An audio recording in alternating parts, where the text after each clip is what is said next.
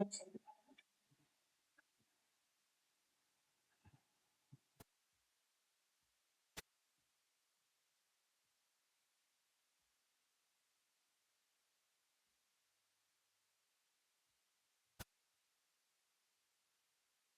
Morning बच्चों। आज मैं आपके लिए लेकर आया हूँ कृतिका भाग दो। कृतिका भाग दो का आपका है पार्ट नंबर 2। कौन सा पार्ट है आपका? Part number 2। पार्ट का नाम है साना साना हाथ जोड़ी।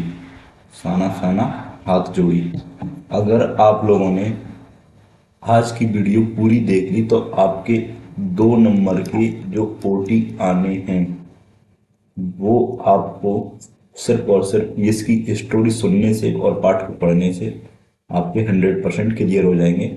तो जितने भी बच्चे क्लास को देख रहे हैं सबसे अनुरोध है कि क्लास को लास्ट तक जरूर देखें, क्योंकि मैं आपके लिए ये वीडियो बना रहा हूँ तो आपको इसका फायदा लेना चाहिए। चलो शुरू करते हैं अपना पाठ। तो पाठ का नाम है साना साना हाथ जोड़ी। क्या है? साना साना हाथ जोड़ी। तो यहीं से 2024 में एक प्रश्न आया, इसका अर्थ क्या होता है? इसका होता है, ये देखो यहाँ पर लिखा है, साना साना हाथ जोड़ी का मतलब है छोटे छोटे हाथ जोड़कर प्रार्थना करना। छोटे छोटे हाथ जोड़कर प्रार्थना करना। और ये कहाँ कब आया था पेपर में? 2024 की जो बोर्ड परीक्षा हुई थी ये उसमें आया था। अब आगे देखते हैं। इसकी जो लेखिका हैं ये कौन है? मधु कांकरिया। कौन है? मधु कांकरिया। और इनका जन्म सन 1957 में हुआ था, ये आपको याद रखना है। पाठ का नाम साना साना हाथ जोड़ी, उसकी लेखिका का नाम मधु कांकरिया। और तीसरा रहता है गद्य की विदा। क्या रहता है तीसरा? गद्य की विदा। इसमें से आपको 1 नंबर का क्वेश्चन देखने को जरूर मिलेगा। कोई सा भी पार्ट पूछ सकते हैं आपसे। तो यात्रा वृतांत, इसकी गद्य की विधा क्या है? यात्रा वृतांत। यात्रा का मतलब रहता है इसमें आपकी यात्रा का वर्णन। यात्रा का वर्णन इसमें आपका रहता है, यानी कि आप कहीं भी जाते हो तो यात्रा, जहाँ यात्रा में आप जो देखते हो, जो करते हो, जिनसे मिलते हो, वो सब कुछ लिखा जाता है। वही ये लेखिका मधु कांकरिया ने साना साना हाथ जोड़ी नाम से एक पाठ लिखा है, जिसकी गद्य की विधा क्या है? यात्रा वृत्तांत। तो चलो शुरू करते हैं। आप लोग स्टोरी को ध्यान से सुनते चलना, क्योंकि मैं आपको पाठ नहीं पढ़ा रहा हूँ, डायरेक्ट इसके क्वेश्चन जो इम्पोर्टेंट बिंदु हैं वही मैं आपको बता रहा हूँ, और इसी से पूरा पाठ समझ में आ जाएगा। तो लेखिका मधु कांकरिया का जन्म हुआ था आपका कोलकाता में। कहाँ पर हुआ? कोलकाता। और एक अच्छे खासे परिवार में इनका जन्म हुआ। तो इन्होंने कोलकाता से, मधु कांकरिया ने कोलकाता से लेके इन्होंने एक जगह यूमथांग जो कि सिक्किम में है, वहां जाने की इन्होंने एक यात्रा का प्लान किया। यूमथांग। तो ये कोलकाता से पहले गए सिक्किम। कहाँ गए ये पहले? सिक्किम। और सिक्किम में एक जगह है। सिक्किम में क्या है? एक जगह है, देखो ये सिक्किम राज्य की राजधानी है गंगटोक। क्या है? गंगटोक। और गंगटोक का एक किताब में नाम दिया है गैंगटॉक। क्या नाम दिया है? गैंगटॉक। तो लेखिका कोलकाता से कहाँ पहुंच गई है? गैंगटॉक। गैंगटॉक से यूमथांग, गैंगटॉक से यूमथांग की यात्रा का वर्णन है इसमें। यात्रा का वर्णन इस पार्ट में कहाँ का वर्णन है? गैंगटॉक से लेके, यानी कि गंगटोक से लेके यूमथांग तक का पूरा वर्णन इसमें है। आवाज बंद कर लो। अब देखते हैं साना साना हाथ जोड़ी पार्ट में हिमालय यात्रा का वर्णन है। किसका वर्णन है इसमें? हिमालय यात्रा का वर्णन है। और वो भी कौन से कहां तक? गैंगटॉक से लेके ह्यूमतांग तक का वर्णन है। ये आपका बहुत मोस्ट इंपोर्टेंट है। गैंगटॉक या गंगटॉक का अर्थ है पहाड़। ये भी आपका very very most important question है कि गंगटॉक का अर्थ क्या होता है। गंतोक का अर्थ होता है पहाड़। क्या अर्थ होता है? पहाड़। आगे देखते हैं। साना साना हाथ जोड़ी का अर्थ है छोटे छोटे हाथ जोड़कर प्रार्थना करना। तो ये तो डायरेक्ट इस बार पूछा अर्थ। अगर आप लोगों से इसका ये पूछ लिया जाए कि साना साना हाथ जोड़ी ये किसने कहा था, तो ये नेपाली युवती ने कहा था। किसने कहा था? एक नेपाल की एक लड़की थी और उसने कहा था। किससे कहा था? ने लेखिका से कहा था। किससे कहा? लेखिका से कहा था। अब आधा सेकंड इंतजार करिए।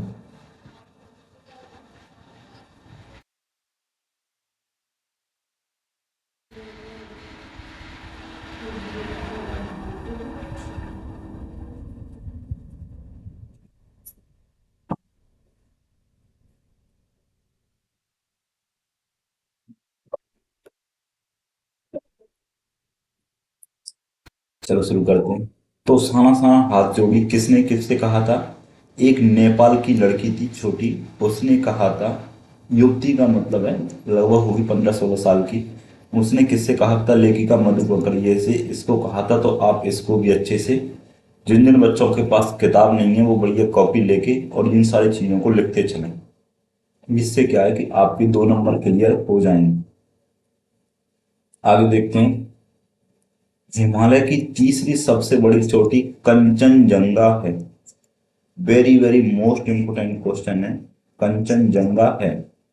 तो अब इसका एक और क्वेश्चन बन सकता है, अगर हिमालय की तीसरी सबसे बड़ी चोटी कंचनजंगा है तो पहली और दूसरी कौन सी है? पहली और दूसरी कौन सी है? तो मैं आप लोगों को लिखवा दे रहा हूं। हिमालय, जो हिमालय पर्वत है उसकी 1 नंबर की नहीं तो सबसे ऊंची चोटी, सबसे ऊंची चोटी पहले नंबर पे आती है माउंट एवरेस्ट। क्या आता है? Mount Everest. और ये कहां पर है? ये है नेपाल में। इसको बोलते हैं पहली सबसे बड़ी। ठीक है। फिर उसके बाद आता है दूसरी। दूसरे नंबर पे आती है केटू। और ये है उत्तराखंड। उत्तराखंड भारत में। कहां पे है उत्तराखंड? भारत में है। और नेपाल एक अलग से देश है। नेपाल एक अलग देश है और ये उत्तराखंड अपने भारत देश में है। और इसके बाद तीसरी, तीसरी है कंचनजंगा। कौन सी है आपकी? कंचनजंगा। और ये कहां पर है? ये है आपकी सिक्किम में। कहां पर है? सिक्किम भारत में। सिक्किम भारत का एक राज्य है। और सिक्किम की राजधानी क्या है? सिक्किम की राजधानी है आपकी गंगटोक। आपसे ये भी परीक्षा में पूछ लिया जा सकता है कि सिक्किम की राजधानी क्या है? गंगटोक। और इसका अभी वर्तमान नाम क्या है? गैंगटॉक। गैंगटॉक। गैंगटॉक। तो ये 3 माउंट एवरेस्ट पहले नंबर पर है आपकी माउंट एवरेस्ट, दूसरे नंबर पर है केटू और तीसरे नंबर पर है कंचनजंगा। तो ये भी परीक्षा में आप लोगों से पूछा जा सकता है, इनको भी आप लिख के रख लें। चलो आगे देखते हैं। गैंगटॉक से 149 किलोमीटर की दूरी पर युमथांग का, ये वेरी वेरी मोस्ट इंपोर्टेंट है आपके लिए इस साल के लिए। गैंगटॉक से युमथांग कितने किलोमीटर दूर है? तो 149 किलोमीटर। और उनको यही यही 149 किलोमीटर की पूरी यात्रा का वर्णन इस पार्ट में दिया गया है। इस पूरे पार्ट में दिया गया है। अब यात्रा शुरू करती हैं लेखिका मधु कांकरिया। कार से यात्रा शुरू करती हैं। कहां से? गैंगटॉक से। इनको जाना कहां पर है? यूमथांग। तो मधु कांकरिया के ड्राइवर कम गाइड का नाम क्या है? जितेन नारगे। ये नाम आप वेरी वेरी मोस्ट इंपोर्टेंट है। जितेन नारगे। यानी कि जो लेखिका की कार का ड्राइवर था उसका नाम था जितेन नारगे। और ये ड्राइवर कम था, गाइड ज्यादा था। गाइड इसलिए ज्यादा था क्योंकि इसने कई बार उस रास्ते में अपनी कार को चलाया है। और जितने भी टूरिस्ट आते हैं उन सबको ये गाइड करता है कि यहाँ पर ऐसा है, यहाँ पर ऐसा है और कौन कौन सी चीजें देखने लायक हैं। ये सब चीजें उसमें हैं। चलो अब आगे देखते हैं। जब लेखिका और मधुमाकर यह गंतोक से आगे निकलते हैं तो रास्ते में उनको सफेद सफेद बौद्ध पताकाएं, तो पताका का अर्थ लिख लो आप लोग। पताका का अर्थ कॉपी निकाल के लिख लो। पताका का अर्थ क्या होता है? इसका अर्थ होता है ध्वज या झंडा। ध्वज या झंडा, जो सफेद कलर के झंडे होते हैं वो बौद्ध धर्म के लोग शांति और अहिंसा इसलिए इस्तेमाल करते हैं। शांति और अहिंसा का प्रतीक होता है। जो सफेद रंग की पताकाएं होती हैं, सफेद रंग की पताकाएं, ये किसका प्रतीक होती हैं? शांति और अहिंसा का। और ये कौन से धर्म के लोग उड़ाते हैं? बौद्ध धर्म के लोग। मैं आपको बता दूं, नेपाल, सिक्किम और तिब्बत, ये सभी राज्य ये जो सब वहाँ की जो जनता है वो किस धर्म को मानती है? पूरी जनता बौद्ध धर्म को मानती है जनता। तो जो लेखिका थी मधु कांकरिया, वो बौद्ध धर्म की शिक्षा लेने के लिए ही उन्होंने इस यात्रा को किया था। अब आगे देखते हैं ये सफेद सफेद पताका कब फहराई जाती हैं। तो ये जब मधु कांकरिया ने लेकर उससे पूछा जाता है नार्गे से कि इनको क्यों लगाया गया, तो उसने बताया कि किसी बुद्धिस्ट की मृत्यु होने पर 108 श्वेत पताका फहराई जाती हैं। वेरी वेरी मोस्ट इंपोर्टेंट ये बिंदु है आपका, कि जब किसी बुद्धिस्ट यानी कि कोई बौद्ध धर्म के आदमी की अगर मृत्यु हो जाती है, किसी बौद्ध धर्म के आदमी की, तो कितनी श्वेत पताका फहराई जाती हैं? 108 श्वेत पताका, मतलब कि 108 पताकाएं। और किस रंग की? सफेद रंग की। कब फहराई जाती हैं? और ये शहर से दूर, ऐसे कहीं शहर है या गांव है तो गांव से दूर कहीं जंगलों में इन झंडियों को लगाया जाता है। और कितनी फहराई जाती है? 108। और सफेद रंग की पताका फहराई जाती हैं। इसी में एक और मोस्ट इंपोर्टेंट, नए कार्य की शुरुआत के लिए रंगीन पताका फहराई जाती हैं। यानी कि शुभ कार्य, जब किसी काम को करते हैं या शुभ कार्य को शुरू करते हैं, शुरू करने पर शुभ कार्य शुरू करने पर कौन सी पताका फहराई जाती हैं? रंगीन पताका। यानी कि रंगीन कलर के भी झंडे लगाए जाते हैं जगह जगह। इस प्रकार के झंडे लगाते हैं। ऐसे देखो, एक रस्सी है और ऐसे इसमें आपका एक लाल रंग का हो गया, ठीक है। फिर आपका एक दूसरा, एक आपका नीले रंग की हो गई आपकी, ठीक है। फिर एक आपकी काले रंग की हो गई, ठीक है। इस तरीके से जो अलग अलग कलर की पताका फहराई जाती हैं इनको क्या बोलते हैं? पताका। और ये कब फहराई जाती हैं ये वाली पताकाएं? ये तब फहराई जाती हैं जब नए काम की शुरुआत करते हैं। जब मृत्यु हो जाती है किसी की तो सफेद रंग की पताका फहराई जाती हैं। और कितनी फहराई जाती हैं? 108 पताकाएं फहराई जाती हैं। उसके बाद जैसे ये लोग वहां से निकलते हैं, गंगटोक से आगे पहुंच जाते हैं तो एक जगह मिलती है कबी लॉन्ग स्टॉक। कौन सी जगह मिलती है? कबी लॉन्ग स्टॉक। गाइड फिल्म की शूटिंग हुई थी। तो इसके बारे में आपको बता दूं, एक जगह है कबी लॉन्ग स्टॉक। क्या है? एक जगह है। और ये कहाँ पर है? सिक्किम में ही है। कबी लॉन्ग स्टॉक। कबी लॉन्ग स्टॉक में गाइड फिल्म के एक्टर हैं सलमान खान। कौन एक्टर हैं? सलमान खान इसके एक्टर हैं। और इसकी फिल्म की शूटिंग हुई थी कहाँ पर? कभी लॉन्ग स्टॉप पर। तो आप इसको याद रखें, अगर ऐसा पेपर में आ जाए कि गाइड फिल्म की शूटिंग कहाँ पर हुई थी तो आपको याद रखना है कभी लॉन्ग स्टॉप में। अगर ऐसा ना आए, ऐसा आ जाए कि कभी लॉन्ग स्टॉप पर किस फिल्म की शूटिंग हुई थी, तो गाइड फिल्म की शूटिंग हुई थी, ये आपको याद रखना है। फिर जब ये आगे जाते हैं तो वहां पर इनको एक जगह मिलती है बौद्ध धर्म की। और वहां पर क्या लगे होते हैं? Prayer wheel. यानी कि इस तरह के, ऐसा एक आपका व्हील रहेगा ऐसे, और ये लगे होते हैं। अगर इसको घुमा दिया, आपने इसको अगर घुमा दिया तो बौद्ध धर्म में ऐसी मान्यता है कि प्रेयर व्हील को घुमाने से सारे पाप धुल जाते हैं। जो कि 2023 की बोर्ड परीक्षाओं में आपका पूछा गया था। प्रेयर व्हील को घुमाने से क्या हो जाता है? सारे पाप धुल जाते हैं। और प्रेयर व्हील को ही क्या कहते हैं? धर्म चक्र भी कहते हैं, तो ये दोनों ही मोस्ट इम्पोर्टेंट हैं।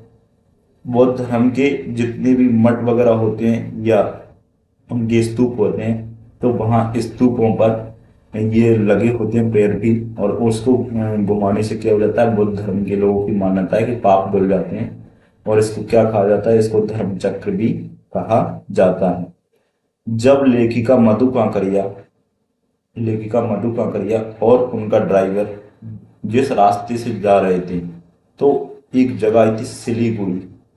क्या है, एक जगह सिलीगुड़ी से हमारे साथी तिस्ता नदी, यानी कि very very most important question है ये आप लोगों के लिए, इसको अच्छे से याद करना है कि लेखिका के साथ साथ कौन सी नदी चल रही थी, तिस्ता नदी। ऐसे मान के चलो आपका ये पहाड़ है और ऐसे ये चल रहे हो, ऐसे कहीं पहाड़ मत पाओ या ऐसी रास्ता कह सकते हैं हम। तो ये इनका रास्ता है, ये क्या है, ये इनका रास्ता है। और इधर इनके साथ साथ में ऐसी क्या चल रही हो, इनकी क्या चल रही हो, नदी चल रही हो। क्या चल रही है, नदी। तो ये इनका रास्ता था और ये क्या है, नदी। और ये कौन सी नदी है, तिस्ता। कौन सी नदी है, तिस्ता नदी है। और ये लेखिका के साथ कहाँ से चल रही थी, सिलीगुड़ी से। कहाँ से साथ में चल रही, सिलीगुड़ी से। दोनों के दोनों मोस्ट इंपोर्टेंट बिंदु हैं कि लेखिका के साथ साथ रास्ते के साथ साथ कौन सी नदी चल रही थी, तिस्ता नदी। तिस्ता नदी। और ये कहाँ से चल रही थी उनके साथ में, सिलीगुड़ी से। सिलीगुड़ी से उनके साथ में चल रही थी, जो कि वेरी वेरी मोस्ट इंपोर्टेंट है। जब ये सिलीगुड़ी से आगे निकले तो इनको एक पहाड़ के शिखर, यानी कि ऐसी जो पहाड़ है, इधर से इनको एक झरना गिरता हुआ दिखाई दिया। क्या दिखाई दिया, झरना। ये क्या है, एक झरना इनको गिरता हुआ दिखाई दिया पहाड़ों पर। तो शिखर से गिरता हुआ वाटरफॉल, जिसका नाम था सेवन सिस्टर वाटरफॉल, यानी कि 7 बहनों का झरना। इसका हिंदी नाम क्या होगा, 7 बहनों का झरना। सेवन सिस्टर वाटरफॉल, इसका मतलब है वहां पर 7 नदियों का पानी आता था और वो ऊपर से एक ही जगह से कूदता था, इसलिए इसको क्या बोलते हैं, सेवन सिस्टर वाटरफॉल इनको इसको बोला जाता है, जो कि वेरी वेरी मोस्ट इंपोर्टेंट है। आप ऐसे पूछा जा सकता है परीक्षा में कि लेखिका मधु कांकरिया को रास्ते में कौन सा वाटरफॉल मिला था, तो उसका नाम है सेवन सिस्टर वाटरफॉल। इधर से, क्योंकि इधर से हो सकता है पहाड़ पे आती हुई 7 नदियां, नालों का पानी उसमें आता हो, इस वजह से इसका नाम सेवन सिस्टर वाटरफॉल रखा हो। तो आगे चलते हैं। इसमें एक बिंदु और है, आप लोग जोड़ के लिख लीजिए उसको, वेरी वेरी मोस्ट इंपोर्टेंट है। बिंदु है आपका कि लेखिका ने मेहनत कश बादशाहों का शहर, मेहनत कश बादशाहों का शहर किसे कहा है, किसे किसे कहा है। तो इसका उत्तर है, मेहनत कश बादशाहों का शहर किसे कहा, इसका उत्तर है गंगटोक। किसको कहा है, गंगटोक को लेखिका ने मेहनत कश बादशाहों का शहर कहा है। वो इसलिए कहा है क्योंकि यहाँ की जो औरतें हैं और पुरुष हैं, वो पहाड़ों पर रास्ता बनाने का काम करते हैं और भी पहाड़ों पर लकड़ी ढूंढने का, फल तोड़ने का बहुत ही मेहनत का काम होता है। इसलिए यहाँ के लोगों को वजह से इस शहर का क्या नाम कहा है, मेहनत कश बादशाहों का शहर किसको कहा जाता है, गंगटोक या गैंगटोक। अगर ऑप्शन में आए तो दोनों की दोनों एक ही है, गैंगटोक या गंगटोक। आपको ये भी लिख के रख लो, वेरी वेरी मोस्ट इंपोर्टेंट है। अगर आपको पूरा पार्ट पढ़ने का समय नहीं मिल रहा है तो केवल और केवल इस वीडियो को पूरा देखना, आपके 2 नंबर कहीं नहीं जाएंगे, 100% आपके 2 नंबर क्लियर होंगे, और वो भी ओटी के। आपको याद भी इसमें कुछ भी नहीं रखना है।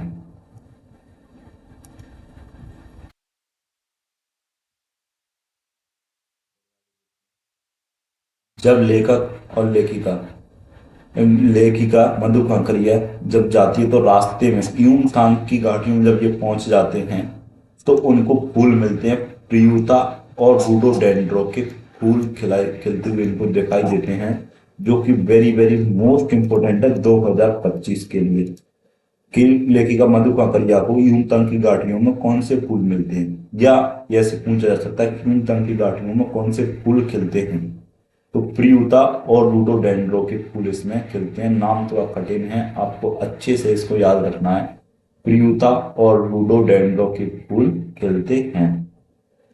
लेखिका ने गंगटोक या गंगटोक को मेहनत कश बादशाहों का शहर कहा है। मैंने अभी आप लोगों को ये बताया, वेरी वेरी मोस्ट इंपोर्टेंट है कि मेहनत कश बादशाहों का शहर किसको कहा है, गंगटोक को या गंगटोक को कहा है। मणि, ये लेखिका की कौन है, सहेली, लेखिका की सहेली है मणि। ये भी आपसे पूछा जा सकता है कि मधु कांकरिया किसकी, मधु कांकरिया की सहेली, जो कि इनके साथ यात्रा में मधु कांकरिया की सहेली मणि, जिसका क्या नाम है, मणि, मणि इनके साथ ही यात्रा पे ये आई थी। मणि ने पहाड़ी कुत्तों की विशेषता बताई कि ये केवल चांदनी रात में ही भौंकते हैं। तो जो यूमथांग जगह है, कौन सी जगह है, यूमथांग जो जगह है, यूमथांग जगह पर जो कुत्ते हैं, पहाड़ी कुत्ते हैं, उनकी क्या विशेषता है, वे केवल और केवल कब भौंकते हैं, चांदनी रात में ही भौंकते हैं। ये आपको इसका ध्यान रखना है, जो कि मोस्ट इंपोर्टेंट है। जब ये यूमथांग पर पहुंचते हैं तो इनको एक जगह मिलती है, यूमथांग में पहुंच के इनको एक जगह मिलती है खेदोंग। तो उस जगह है खेदोंग, वेरी वेरी मोस्ट इंपोर्टेंट है खेदोंग। खेदोंग जो जगह है वहां पर किसका निवास है, यहाँ पर निवास है देवी देवताओं का। किसका निवास है वहां पर, देवी देवताओं का निवास है। देवी देवताओं का निवास यहाँ पर है। जितेंद्र ने देवी देवताओं का निवास वाली जगह का नाम क्या बताया, केदोंग। और यहाँ के लोगों की मान्यता है, केदोंग के लोगों की, कि अगर यहाँ पर कोई आदमी गंदगी फैलाता है या प्रदूषण फैलाता है तो उसकी मृत्यु हो जाती है। यहाँ के लोगों की क्या मान्यता है कि अगर यहाँ पर कोई आदमी गंदगी फैलाता है तो उसकी मृत्यु हो जाएगी। यहाँ के लोगों की मान्यता है। आगे देखते हैं। लेखिका मधु कांकरिया ने साना साना हाथ जोड़ी प्रार्थना के बोल एक नेपाली युवती से सीखे। यानी कि साना साना हाथ जोड़ी ये किससे सीखे, नेपाली युवती से सीखे, जो मैं आप लोगों को शुरुआत में ही बता चुका हूँ, वेरी वेरी मोस्ट इंपोर्टेंट है। और साना साना हाथ जोड़ी का अर्थ क्या होता है, छोटे छोटे हाथ जोड़कर प्रार्थना करना। पहाड़ी इलाके का जीवन कैसा है, बहुत कठोर है। और कठोर क्यों है, क्योंकि यहाँ पर एक तो सारी सुविधा उपलब्ध नहीं है। पहाड़ी क्षेत्र होने की वजह से खाने पीने की समस्या रहती है, खेती हो नहीं पाती है, और लोगों के लिए रोजगार भी यहाँ पर उपलब्ध नहीं है। चलो आगे देखते हैं। चाय के हरे हरे बागानों में कई युवतियां बोकू, ये आपका वेरी वेरी मोस्ट इंपोर्टेंट है कि बोकू क्या है, या सिक्किमी परिधान। सिक्किमी परिधान का मतलब है कि जो सिक्किम जगह है, सिक्किम की औरतें, सिक्किम की औरतों के या का कपड़ा, जो सिक्किम राज्य है वहां की औरतें जिन कपड़ों को पहनती हैं उन कपड़ों को क्या बोला जाता है, बोकू, यानी कि ड्रेस। जो परिधान का मतलब क्या होता है, ड्रेस, यानी कि जो सिक्किमी ड्रेस है, वहां की औरतें जो कपड़े पहनती हैं, जो ड्रेस उनकी है, उसको क्या बोला जाता है, बोकू बोला जाता है। जो कि चाय पहले चाय की पत्तियां तोड़ रही थी, जो कि वेरी वेरी मोस्ट इंपोर्टेंट आप लोगों का बिंदु है। चाय के हरे भरे बागानों में युवतियां क्या पहनकर, तो बोकू पहनकर क्या तोड़ रही थी, पत्तियां तोड़ रही थी। आगे देखते हैं। लायोंग, अब यूमथांग से पहले इनको एक जगह मिलती है लायोंग। लायोंग में लेखिका तिस्ता नदी के तीर, तीर का मतलब होता है किनारा, तीर का मतलब क्या होता है, किनारा, तीर का मतलब होता है किनारा, पर बसे लकड़ी के एक छोटे से घर में ठहरी। यानी कि तिस्ता नदी है और नदी के किनारे पर एक लकड़ी का छोटा सा घर है, वहीं पर लेखिका लायोंग में रुकी। और वहां की जो सुबह थी, सुबह सुबह वो बहुत ही मनोरम, कैसी थी, मनोरम। और जब लेखिका वहां पर जिस छोटे से घर में सो के उठी सुबह, तो उन्होंने देखा कि सूरज दिख रहा है, और बहुत ही सुंदर उनको ये वहां की जगह लगी, लायन की।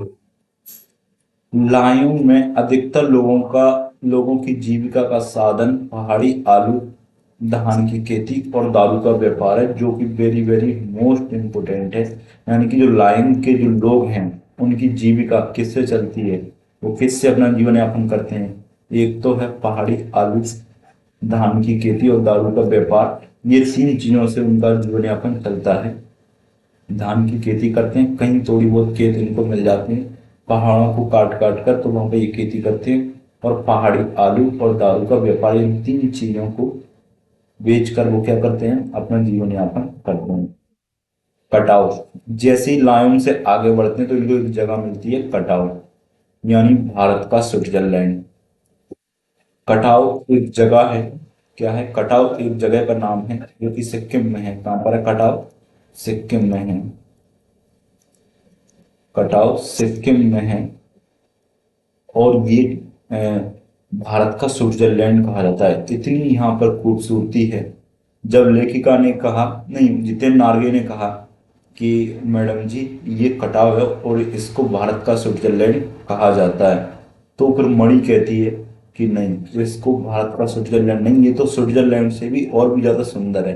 क्योंकि जो मणि थी, मणि, वो स्विट्जरलैंड घूम के आई थी। उसने कहा कि जो कटाव है वो स्विट्जरलैंड से भी ज्यादा सुंदर देखने को मिलता है। आगे देखते हैं। अगर ऐसा क्वेश्चन आए कि भारत का स्विट्जरलैंड किसे कहा जाता है, तो वेरी वेरी मोस्ट इंपोर्टेंट बिंदु है, किसको कहा जाता है? ये कहा जाता है आपका कटाव को। कटाव लायन से 500 फीट ऊंचाई पर था, जो कि वेरी वेरी मोस्ट इंपोर्टेंट है। कटाव कितनी ऊंचाई पर है? लायन से भी 500 ऊपर फीट की ऊंचाई पर है। और लायन, जो लायन है, वो है आपका 17,000 फीट ऊंचाई पर है। फिर जमीन, समुद्र तल से जो लायन है वो 17,000 फीट की ऊंचाई पर है लायन। आगे देखते हैं।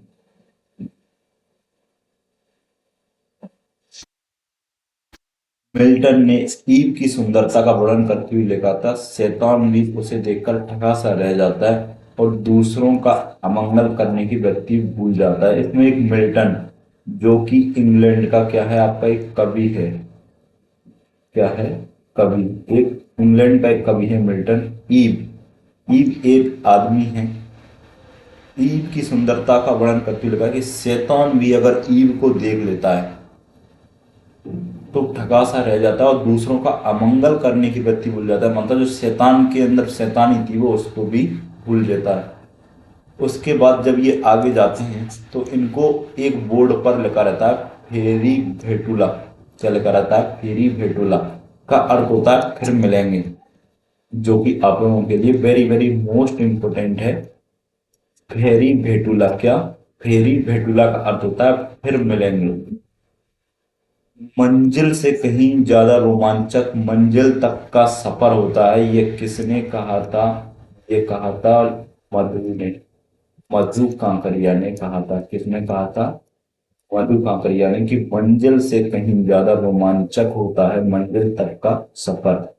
यानी कि मंजिल से कहीं ज्यादा क्या अच्छा रहता है? सफर, उस वहां तक पहुंचने का सफर। फेरी भेटुला का अर्थ क्या होता है? फिर मिलेंगे।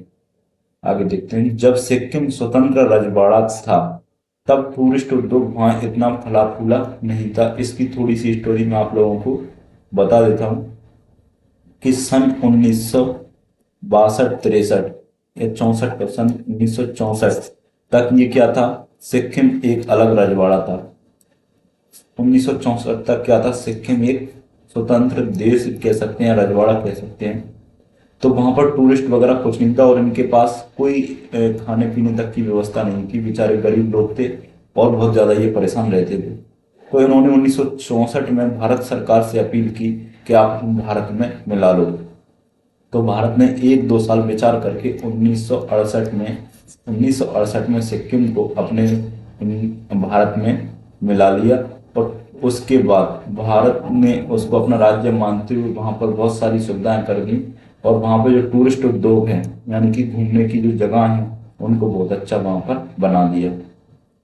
आगे देखते हैं, कटाव में बर्फ से ढके पहाड़ किस तरह चमक रहे थे? 2023 में पूछा है, चांदी की तरह चमक रहे थे। किसकी तरह? चांदी की तरह। अब आप वैसे ही अंदाजा लगा सकते हो कि जो बर्फ होती है वो कैसी होती है? सफेद। और किसकी तरह होती है? चांदी की तरह होती है। कटाव को क्या कहा जाता है? कटाव को भारत का स्विट्जरलैंड कहा जाता है। कटाव को क्या कहा जाता है? भारत का स्विट्जरलैंड। भारत का स्विट्जरलैंड किसको कहा जाता है? कटाव को कहा जाता है। पर्वतीय सुंदरता मन को भाती है, यानी कि ये आपका एक क्वेश्चन आया था कि लेखिका को पर्वतीय सुंदरता लेखिका को क्या प्रभावित करती है? उसके मन को सुकून देती है, स्वतंत्रता, वो सुंदरता उनको मन को अच्छी लगती है। ये मैंने आप लोगों को बताया था। सिक्किम के लोगों का विश्वास है उनकी मान्यता है गंदगी फैलाने से क्या हो जाती है? मृत्यु हो जाती है। और ये सिक्किम में कौन सी जगह के लोगों का? स्पेशली खेदोम। कौन सी जगह? खेदोम, जहां पर देवी देवताओं का निवास रहता है। खेदोम पर किसका निवास रहता है? देवी देवताओं का निवास रहता है। यहीं के लोगों की ये मान्यता या विश्वास है कि गंदगी फैलाने से क्या हो जाती है? मृत्यु हो जाती है। आगे देखते हैं, कटाव से आगे बढ़ने पर लेखिका को इक्की दुक्की फौजी छावनियां दिखाई दी। ये भी मोस्ट इंपोर्टेंट है, यानी कि जब कटाव से ये आगे बढ़े तो इनको रास्ते में फौजियों की छावनियां दिखाई दी। कटाव जाने का मार्ग या रास्ता कैसा है? दुर्गम, यानी कि कठिन है। दुर्गम का अर्थ क्या होता है? कठिन। ये भी आपका वेरी वेरी मोस्ट इंपोर्टेंट बिंदु है कि कटाव पर पहुंचने का रास्ता कैसा है? बहुत ही दुर्गम है, कठिन है। हिमपात का आनंद लेने की आशा से लेखिका लाचुंग पहुंची थी। लाचुंग का मतलब लायुंग, इसमें ये गलत लग गया है। लायुंग, लायुंग, यानी कि लेखिका, हिमपात का मतलब है स्नोफॉल। क्या बोलते हैं इसको इंग्लिश में? स्नोफॉल, यानी कि बर्फ की बारिश। बर्फ की बारिश। लेखिका मधुमागैया ने सोचा कि अगर अपन लायुंग जाएंगे तो अपन को वहां पर क्या मिलेगी? बर्फ की बारिश मिलेगी।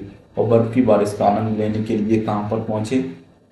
ये पहुंचे आपके लायुंग में। लेकिन इनको वहां जाकर पता चला, ये गए थे आपका गर्मियों में, और गर्मियों में वहां पर कोई बर्फ नहीं मिलती। लगभग मार्च अप्रैल में इनकी यात्रा शुरू हुई थी, तो मार्च अप्रैल में वहां पर बर्फबारी नहीं होती है। आगे देखते हैं, रहस्यमयी तारों भरी रात लेखिका मधु कांकरिया के मन में सम्मोहन जगा रही थी। और ये कहाँ की रात थी? लायन की रात, तारों भरी रात थी। उसके बाद लायन की सुबह बेहद शांत और सुरम्य थी। वेरी वेरी मोस्ट इंपोर्टेंट है। लायन की जब सुबह हुई तो बेहद शांत और सुरम्य। ये आपसे परीक्षा में पूछा जा सकता है कि लायन की सुबह कैसी थी? शांत और सुरम्य। भारतीय आर्मी के कप्तान शेखर दत्ता ने यूमथांग को टूरिस्ट स्पॉट बनाने में सहयोग दिया। ये भारत के आर्मी का एक कैप्टन था जिसका नाम है शेखर दत्ता। इसके मन में विचार आया कि यूमथांग को क्यों ना टूरिस्ट स्पॉट बना दिया जाए, जिससे यहाँ के लोगों का भी भला होगा और भारत को भी एक टूरिस्ट स्पॉट मिल जाएगा।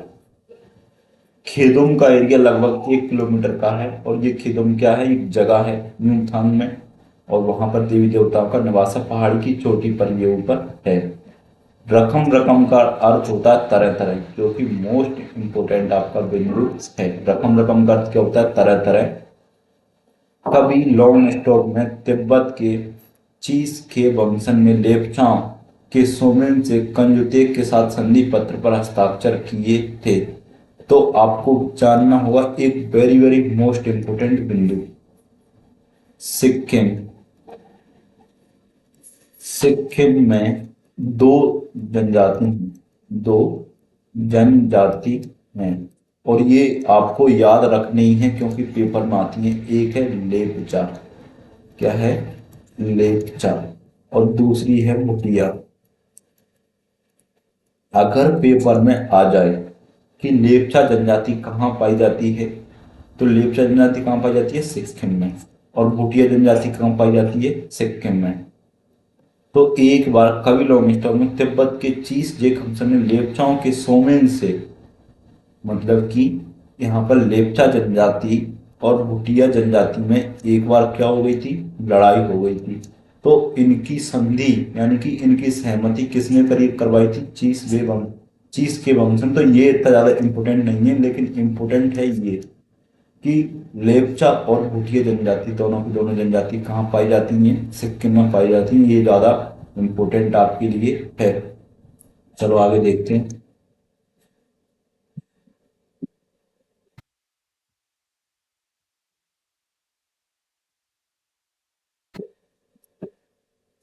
देखो, कवि लोग स्टॉक में एक पत्थर स्मारक के रूप में है।